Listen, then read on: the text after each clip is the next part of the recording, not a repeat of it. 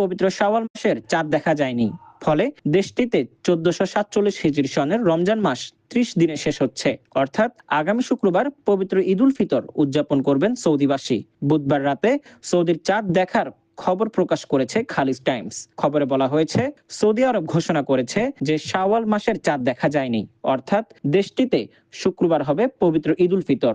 এদিকে সংযুক্ত আরব আমিরাতের দুবাই ভিত্তিক একটি জনপ্রিয় ইংরেজি দৈনিক পত্রিকা গালফ নিউজের প্রতিবেদনে বলা হয়েছে, সৌদি আরবের চাঁদ দেখা কমিটি সন্ধ্যায় বৈঠক করে এবং দেশের কোনো প্রান্তে নতুন চাঁদ দেখা যায়নি বলে নিশ্চিত করেছে।